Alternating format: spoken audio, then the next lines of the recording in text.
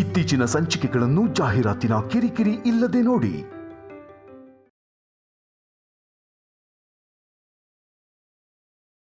ನೀನ್ ತಪ್ಪು ಮಾಡಿದ್ಯಾ ಅಂದ್ರೆ ಒಪ್ಕೋತೀನಿ, ಆದ್ರೆ ಹೀಗೆ ಒಬ್ರು ಪ್ರಾಣ ತೆಗಿಬೇಕು ಅನ್ಕೊಂಡಿದ್ಯಾ ಅಂದ್ರೆ ನಾನು ನಂಬಲ್ಲ.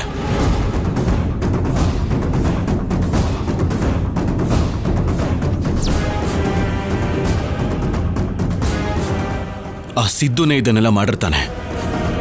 ಅವನನ್ನು ಮಾತ್ರ ಸುಮ್ಮನೆ ಬಿಡಲ್ಲ, ಸಾಯಿಸ್ಬಿಡ್ತೀನಿ.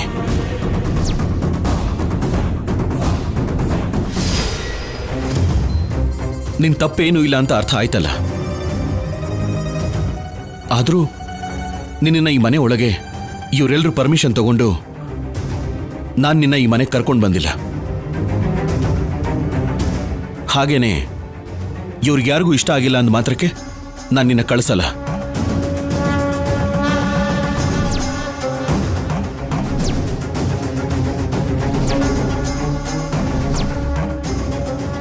ಪೊಲೀಸೋನಲ್ವಾ, ಯೂನಿಫಾರ್ಮ್ ಇಲ್ಲದೆ ಇದ್ರೂ ಕೂಡ ಡ್ಯೂಟಿ ಮಾಡ್ತಾನೆ ಇರ್ತೀನಿ. ನಾನು ಯಾವ ಕೆಲಸ ಮಾಡಿದ್ರೂ ಅದಕ್ಕೊಂದು ಲೆಕ್ಕ ಇರುತ್ತೆ. ನಿನ್ನ ಇಲ್ಲಿ ಇಟ್ಕೊಳ್ಳೋದ್ರಿಂದ, ನಿನ್ನ ಪರವಾಗಿ ವಹಿಸ್ಕೊಂಡು ಬರೋದ್ರಿಂದ ನಾನಿಲ್ಲಿ ಕೆಲವ್ರಿಗೆ ಇಷ್ಟ ಆಗದೆ ಇರ್ಬೋದು.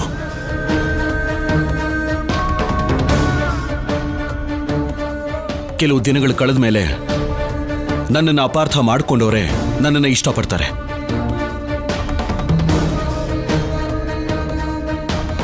ಸಂಪದಾನ ಈ ಮನೇಲೆ ಇಟ್ಕೊಂಡು ಒಳ್ಳೆ ಕೆಲಸ ಮಾಡಿದ್ಯಾ ಶೌರ್ಯ ಅಂತ ಒಂದು ಸಲ ಯೋಚನೆ ಮಾಡು ಶೌರ್ಯ. ನಾನು ಹೊರಗಡೆ ಇರೋದೇ ಒಳ್ಳೇದು ಅನ್ಸುತ್ತೆ. ನನ್ನ ಜೀವನದ ದಾರಿ ನಾನೇ ನೋಡ್ಕೋತೀನಿ. ಹೇಳಿದ್ನಲ್ಲ, ನೀನು ಇಲ್ಲೇ ಇರಬೇಕು. ನೀನೇನು ಅಂತ ಎಲ್ರಿಗೂ ಗೊತ್ತಾಗ್ಬೇಕು. ಒಳಗೆ ಹೋಗು.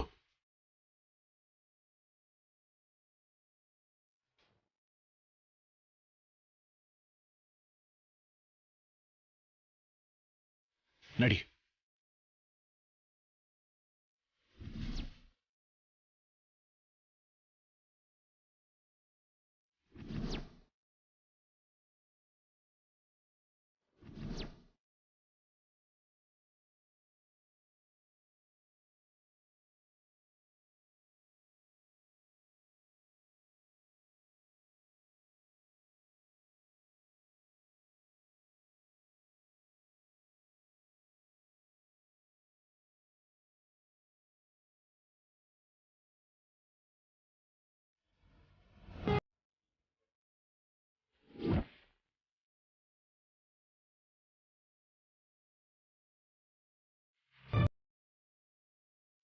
ನಿಲ್ಸಿ.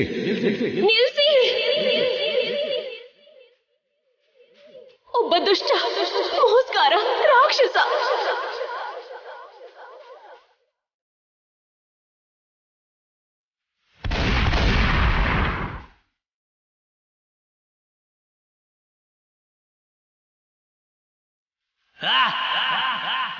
ಕಲ್ಯಾಣಿ!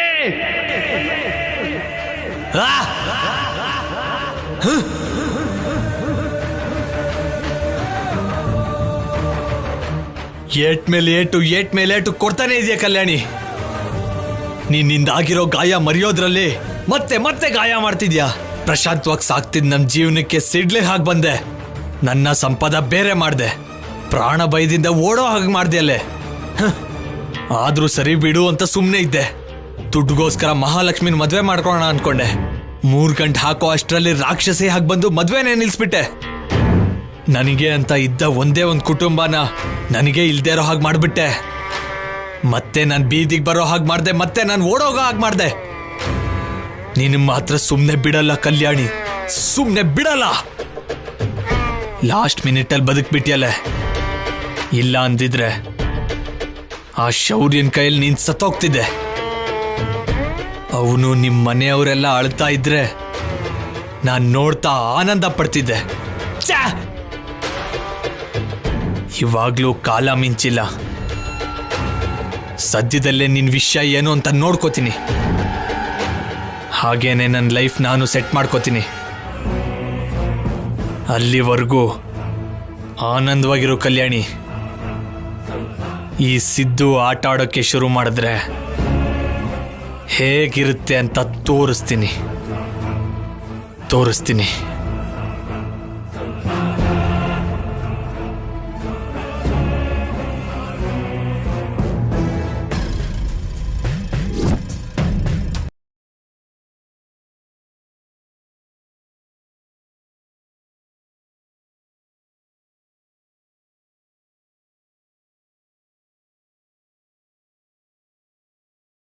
ಚಿಕ್ಕ ವಯಸ್ಸಲ್ಲಿ ರಾಕ್ಷಸರ ಕಥೆನ ಕೇಳುವಾಗ ರಾಕ್ಷಸರು ನೋಡೋದಕ್ಕೆ ಹೇಗಿರ್ತಾರೋ ಅನ್ಕೊಂಡಿದ್ದೆ.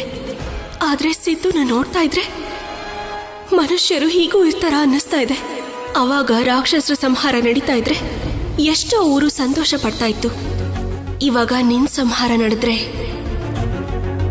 ಈ ಮನೆ ಸಂತೋಷವಾಗಿರುತ್ತೆ. ಮಹಾಲಕ್ಷ್ಮಿ ಅಂತ ಎಷ್ಟೋ ಹೆಣ್ಮಕ್ಳ ಜೀವನ ಚೆನ್ನಾಗಿರುತ್ತೆ. ಭಗವಂತ, ಆ ಸಿದ್ದು ಅಂತ ಪೀಡೆಯಿಂದ ಮುಕ್ತಿ ಕೊಡು. ಆ ಸಂಪದಾಡೋ ನಾಟಕ ಆಫೀಸರ್ಗೆ ಗೊತ್ತಾಗೋ ಹಾಗೆ ಮಾಡು.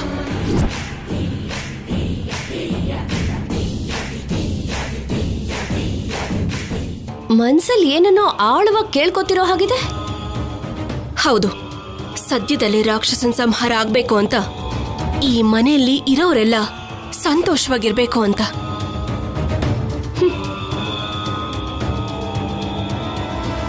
ಶೌರ್ಯನ್ ಮನ್ಸಲ್ಲಿ ನನ್ ಮೇಲೆ ಪ್ರೀತಿ ಗಾಢವಾಗಿರೋವರೆಗೂ ನೀನು ಎಷ್ಟೆಲ್ಲ ಮನ್ಸಲ್ಲಿ ಕೇಳ್ಕೊಂಡ್ರು ನಡೆಯಲ್ಲ ಕಲ್ಯಾಣಿ.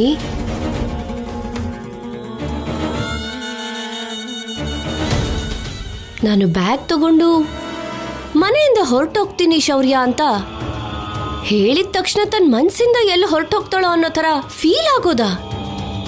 ನಮ್ಮಿಬ್ಬರ ಗಂಡ ಅನಾವಶ್ಯಕವಾಗಿ ನಿನಗ್ ನೀನೆ ಏನೇನೋ ಊಹಿಸ್ಕೊಂಡು ಸಂತೋಷ ಪಡ್ತಾ ಕಲ್ಪನೆಯಲ್ಲೇ ತೇಲಾಡ್ತಿದ್ಯಾ ಅನ್ಸತ್ತೆ. ಹುಷಾರು, ಕಲ್ಪನೆಯಲ್ಲಿ ಜಾಸ್ತಿ ತೇಲಾಡ್ಬೇಡ, ಆಮೇಲೆ ಕೆಳಗ್ ಬೀಳ್ತೀಯ. ಅರೆ, ಗಟ್ಟಿ ವಾರ್ನಿಂಗ್ ಇದು. ನಾನಲ್ಲ, ನೀನ್ ಜಾಸ್ತಿ ಊಹಿಸ್ಕೊಳ್ತಿದ್ಯಾ.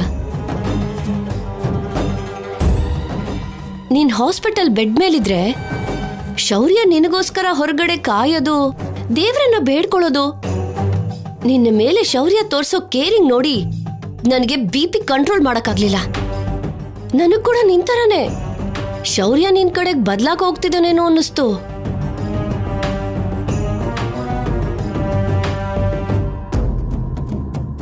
ಅದಕ್ಕೆ ಪ್ಲಾನ್ ಆಫ್ ಆಕ್ಷನ್ ಬದಲಾಯಿಸ್ದೆ. ನಾನಾದ್ರೆ ಪ್ರೀತಿ ಇದೆಯೋ ಇಲ್ವೋ ಅಂತ ಟೆಸ್ಟ್ ಮಾಡಿದೆ. ಬಟ್ 100% ಇದೆ ಅಂತ ಪ್ರೂವ್ ಆಯ್ತು. ಹೇಗೆ ಅನ್ಕೋತಿದ್ಯಾ? ಶೌರ್ಯ ಆಡಿದ ಮಾತುಗಳನ್ನ ಒಂದ್ಸಲ ನೆನಪು ಮಾಡ್ಕೋ. ಮನೆಯವ್ರನ್ನ ಕರ್ಕೊಂಡ್ ಬಂದಿದ್ದಕ್ಕೆ ನಾನು ಕರ್ಕೊಂಡ್ ಬರ್ಲಿಲ್ಲ, ಅವ್ರು ಕಳಿಸು ಅಂದ್ರೆ ನಾನು ಕಳಿಸಲ್ಲ ಅಂದ. ನೆನ್ಪಕ್ ಬಂತ? ಆದ್ರೂ ಅಂತ ಮಾತೆಲ್ಲ ಹೇಗ್ ಮರ್ತೋಗಕ್ಕಾಗತ್ತೆ ಹೇಳು? ಅಂದ್ರೆ ತುಂಬಾನೇ ಭಯ ಆಗಿದೆ ಅನ್ಸುತ್ತೆ. ನಾನ್ ಭಯ ಪಡೋದು ಅಂದ್ರೇನು? ಕವರ್ ಮಾಡ್ಬೇಡ. ನಮ್ ಪ್ರೀತಿ ನೋಡಿ ಭಯ ಪಟ್ಟು ಹೊರಟೋಗ್ತೀನಿ ಅಂತ ಡ್ರಾಮಾ ಆಡ್ದೆ. ಅದು ನಮ್ ಪ್ರೀತಿ ಅಂದ್ರೆ. ಹೌದಾ? ನಿನ್ ಮೇಲಿರೋದು ಪ್ರೀತಿ ಆದ್ರೆ ಸಿದ್ದು ಜೊತೆ ಹೊರಟೋಗಿದ್ರು, ಅವನ ಜೊತೆ 5 ತಿಂಗಳಿದ್ರು, ನನ್ನ ಮತ್ತೆ ಈ ಮನೆಗೆ ಕರ್ಕೊಂಡು ಬಂದಿದ್ದಾನೆ ಅಂದ್ರೆ, ಆರಾಮಾಗಿ ಯುವರಾಣಿ ತರ ನೋಡ್ಕೋತಿದ್ದಾನೆ ಅಂದ್ರೆ ಮತ್ತೆ ಅದನ್ನೇನಂತಾರೆ? ಪ್ರೀತಿಗಿಂತ ಎಕ್ಸ್ಟ್ರೀಮ್ ವರ್ಡ್ಸ್ ಏನಾದ್ರೂ ಇದ್ರೆ ಅದೇ ಅಂತಾರೆ. ಸದ್ಯದಲ್ಲೇ ನಿನ್ನ ಶೌರ್ಯ ಮನೆಯಿಂದ ಹೊರಗಡೆ ಹಾಕೋಕ್ ಮಾಡ್ಲಿಲ್ಲ ಅಂದ್ರೆ ನನ್ನ ಹೆಸರು ಸಂಪದಾನೇ ಅಲ್ಲ. ಶೌರ್ಯನ್ ಮನ್ಸಲ್ಲಿ ನಾನಿರೋವರೆಗೂ ನೀನಾಗ್ಲಿ ನಿನ್ನ ಅಮ್ಮ ಅಜ್ಜಿ ಆಗ್ಲಿ ನನ್ನಲ್ಲ, ನನ್ನ ನೆರಳನ್ನು ಕೂಡ ಟಚ್ ಮಾಡಕ್ಕಾಗಲ್ಲ. ಸಾಕು, ನಿಲ್ಸು. ಈಗಾಗ್ಲೇ ತುಂಬಾ ಮಾತಾಡಿದ್ಯಾ. ಸದ್ಯದಲ್ಲೇ ನೀನು ಬದ್ಲಾಗಿಲ್ಲ ಅಂತ, ನೀನು ಬದ್ಲಾಗಲ್ಲ ಅಂತ ಆಫೀಸರ್ಗೆ ನಾನೇ ಗೊತ್ತು ಮಾಡಿಸ್ತೀನಿ. ಆಫೀಸರೇ ನೀನ್ ಕುತ್ಕೆ ಹಿಡಿದು ಹೊರಗಡೆ ತಳ್ಳೋ ಹಾಗೆ ಮಾಡ್ತೀನಿ. All the best. Thank you. ನೀನು ಲಕ್ಕಿ ಅಂತ ಅನ್ಕೊಳ್ತಿದ್ಯಲ್ಲ, ನೋಡೋಣ ಈ ಸಲ ಯಾವ ಲಕ್ಕಿನ ಕಾಪಾಡತ್ತೆ ಅಂತ. ನೋಡಿದ್ರ ಆಫೀಸರ್, ಸಂಪದ ಏನ್ ಹೇಳಿದ್ಲು ಅಂತ ನೀವ್ ಯಾಕೆ ದಿನೇ ದಿನೇ ಇವಳನ್ನ ನಂಬ್ತಾ ಇದ್ದೀರೋ ಅರ್ಥನೇ ಆಗ್ತಾ ಇಲ್ಲ. ನೀವ್ ನನ್ನ ಎಷ್ಟು ಪ್ರೀತಿಸ್ತಾ ಇದ್ದೀರಾ ಅಂತ ನನಗೆ ಗೊತ್ತು. ಆದ್ರೆ ಸಂಪದನ ಮರೆಯೋದಕ್ಕಾಗ್ತಿಲ್ವೇನೋ ಅಂತ ಅನುಮಾನ ಕೂಡ ನನಗೆ ಬರ್ತಾ ಇದೆ. ನೀವು ಯಾವಾಗ್ಲೂ ನನ್ನ ಪರವಾಗಿದ್ರೆ ಜಯ ಯಾವತ್ತಿದ್ರು ನಂದೇ ಆಫೀಸರ್.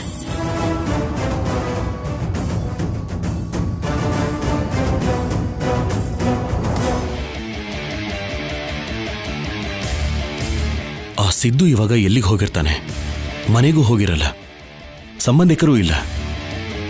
ಅಟ್ಲೀಸ್ಟ್ ಅವರಮ್ಮ ಹಾಸ್ಪಿಟ್ಲಲ್ಲಿ ಇದ್ರೂ ಕೂಡ ನೋಡೋದಕ್ಕೂ ಬರಲಿಲ್ಲ. ಅದು ಅಲ್ಲದೆ ಅವ್ರ ಅಮ್ಮನಿಗೊಂದು ಫೋನು ಮಾಡಲಿಲ್ಲ. ಓಡ್ ಹೋಗಿ ತಪ್ಪಿಸ್ಕೊಳ್ಳೋಕ್ಕೆ ಆಶ್ರಯ ಕೊಟ್ಟಿರೋ ಸ್ವಂತ ಮಾವನವ್ರಿಗೆ ಮೋಸ ಮಾಡಿದವನು. ಅಂಥವನನ್ನ ಜೈಲಿಗೆ ಹಾಕಿ ಹೊರಗಡೆ ಬರ್ದೇ ಇರೋ ಹಾಗೆ ಮಾಡಬೇಕು. ಹಾಯ್ ಶೌರ್ಯ. ವಾಸು, ಬಾ ವಾಸು, ನಿನಗೋಸ್ಕರನೇ ಕಾಯ್ತಿದ್ದೆ. ಬಾ ಕೂತ್ಕೋ. ಯಾವುದ್ರ ಬಗ್ಗೆನೋ ದೀರ್ಘವಾಗಿ ಯೋಚನೆ ಮಾಡ್ತಿರೋ ಹಾಗಿದೆ. ಹೌದು ವಾಸು. ನಾನು ಹೀಗೆ ಹೇಳ್ತಿದ್ದೀನಿ ಅಂತ ಏನು ತಿಳ್ಕೊಬೇಡ ಶೌರ್ಯ. ಫ್ರೆಂಡ್ ಆಗಿರೋದಕ್ಕೆ ಹೇಳ್ತಿದ್ದೀನಿ. ಶೇರ್ ಮಾಡ್ಕೊಳ್ಳೋಕೆ ನಾನು ನಿನ್ನ ಬರೋದಕ್ಕೆ ಹೇಳಿದ್ದು ವಾಸು. ಹೇಳು. ನೀನು ಸಿದ್ದು ಬಗ್ಗೆ ಎಷ್ಟು ಯೋಚನೆ ಮಾಡ್ತಿದ್ಯೋ ಸಂಪದ ಬಗ್ಗೆನೂ ಅಷ್ಟೇ ಯೋಚನೆ ಮಾಡಬೇಕು.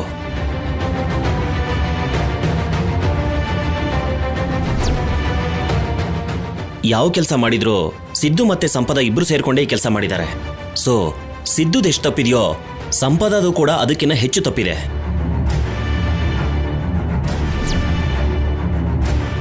ಬಟ್ ನೀನ್ ಇದ್ರ ಬಗ್ಗೆ ಯೋಚನೆ ಮಾಡದೆ ಸಂಪದನ ಕುರುಡಾಗಿ ನಂಬ್ಕೊಂಡು ಮನೆ ಕರ್ಕೊಂಡು ಬರೋದು ಮನೆಯಲ್ಲಿ ಹೊಸ ಸಮಸ್ಯೆಗಳು ಸೃಷ್ಟಿಯಾಗುತ್ತೆ ಶೌರ್ಯ. ನಿಜಾನೇ ವಾಸು. ಸಂಪದ ಮಾಡಿರೋ ಕೆಲಸಕ್ಕೆ ಸಾಯಿಸ್ಬೇಕು ಅಂತಾನೆ ಹೋಗಿದ್ದೆ. ಅವಳನ್ನ ಪರಿಸ್ಥಿತಿಯಲ್ಲಿ ನೋಡಿ ಮನ್ಸಿಗೆ ಬೇಜಾರಾಯ್ತು. ಒಂದೆರಡು ದಿನ ಮನೇಲಿ ಇಟ್ಕೊಂಡು ಅವಳ ಮೈಂಡ್ ಸೆಟ್ ಆದ್ಮೇಲೆ ಕಳಿಸ್ಬಿಡೋಣ ಅನ್ಕೊಂಡೆ. ಆದ್ರೆ ಕಳಿಸೋದಕ್ಕಾಗ್ಲಿಲ್ಲ. ಯಾಕೆ? ಸಂಪದ ಮೇಲೆ ಮತ್ತೆ ಪ್ರೀತಿ ಹುಟ್ಟಿದ್ಯಾ? ಇಲ್ಲ, ಅನುಮಾನ ಸ್ಟಾರ್ಟ್ ಆಗಿದೆ.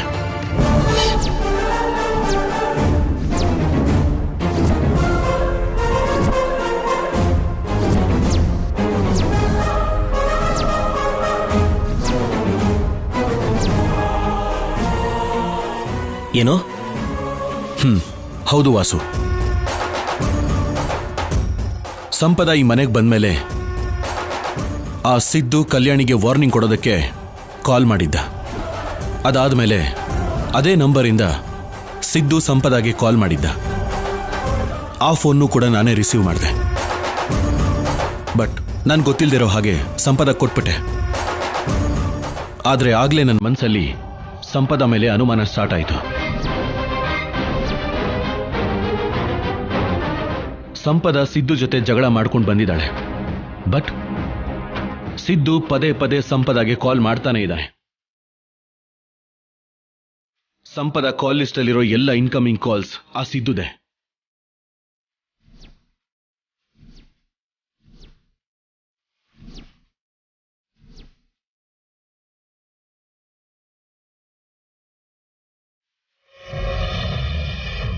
ಇನ್ಯಾರ್ದೂ ಇಲ್ಲ. ಮತ್ತೆ ಇಷ್ಟೆಲ್ಲ ಗೊತ್ತಿದ್ದು ಸಂಪದನ ಇನ್ನು ಮನೇಲೆ ಯಾಕೆ ಇಟ್ಕೊಂಡಿದ್ಯಾ? ಇದರಿಂದ ಎಷ್ಟು ಸಮಸ್ಯೆಗಳಾಗಿದೆ ಅಂತ ನೋಡ್ತಾ ಇದೆಯಲ್ಲ.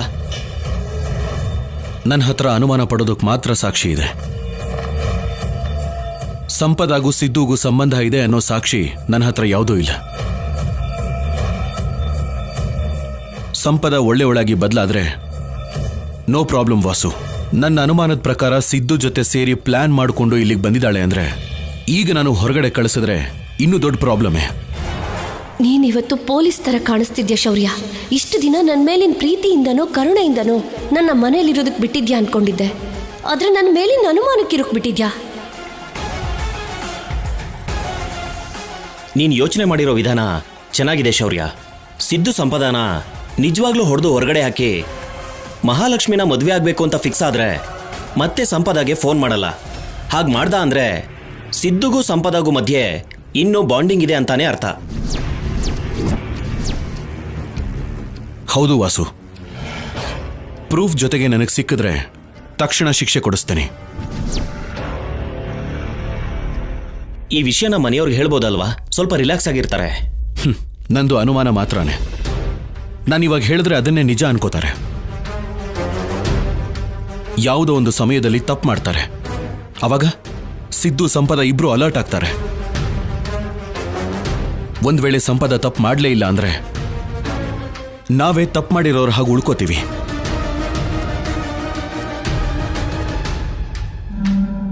ಒಂದು ಹೆಣ್ಣಿನ ಜೀವನನ ನಾಶ ಮಾಡಿದವರಾಗ್ತೀವಿ.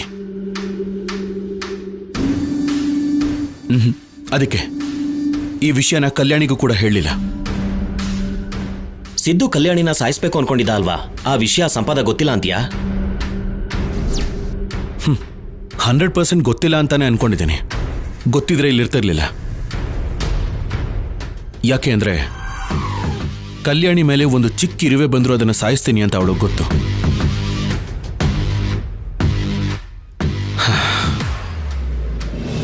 ಸದ್ಯದಲ್ಲೇ ನನ್ನ ಅನುಮಾನ ನಿಜಾನೋ ಅಲ್ವೋ ಅನ್ನೋದು ಗೊತ್ತಾಗತ್ತೆ. ಆವಾಗ ನೋಡ್ಕೋತೀನಿ ಅವ್ರ ವಿಷಯನ. ಅಲ್ಲಿವರೆಗೂ ಸಂಪದನ ಇಲ್ಲೇ ಇರೋಗ್ಬಿಡ್ತೀನಿ. ಓಕೆ ಶೌರ್ಯ, ಕಲ್ಯಾಣಿ ಹುಷಾರು. ಥ್ಯಾಂಕ್ ಯು ವಾಸು, ನಾನು ನೋಡ್ಕೋತೀನಿ ಬಿಡು. Okay bye.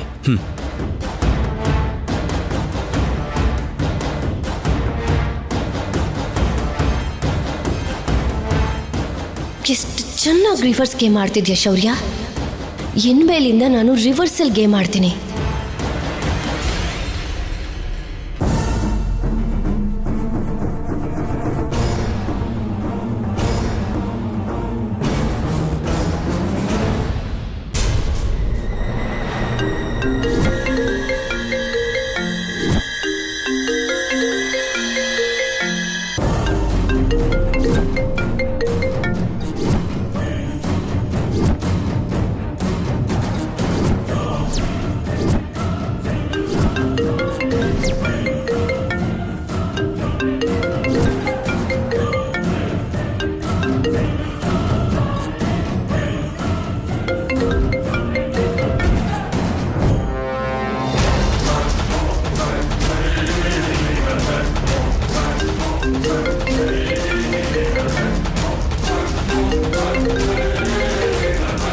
Hello.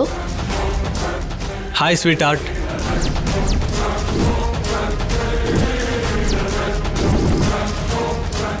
How you?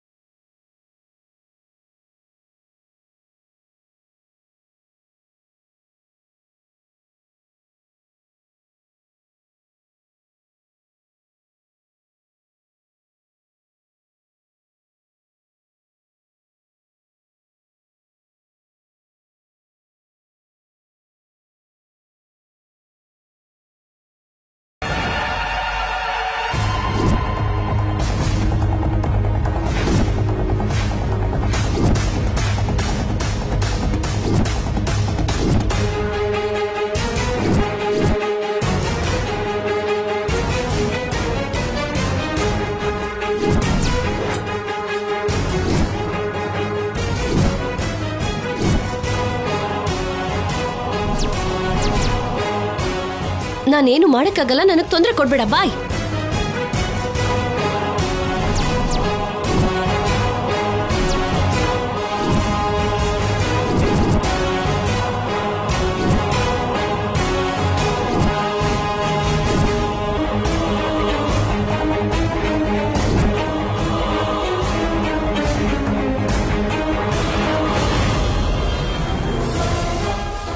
Sampada, phone ಕೊಡಿಲಿ.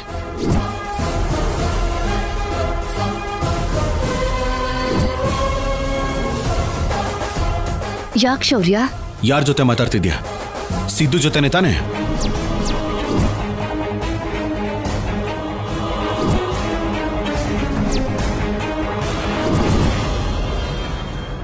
ಇಷ್ಟು ದಿನ ಚೆನ್ನಾಗಿ ಮ್ಯಾನೇಜ್ ಮಾಡಿದೆ ಸಂಪದ. ಹುಚ್ಚಿನ ಹಾಗೆ ನಾನೇ ನಿನ್ನೆ ನಂಬದೆ, ನಿನ್ ಪರ ವಹಿಸ್ಕೊಂಡು ಬಂದೆ.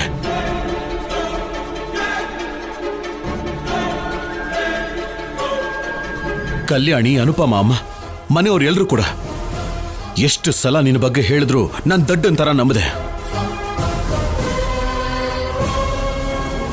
ಪಾಪ ಅಂತ ಕರುಣೆ ತೋರಿಸ್ದೆ.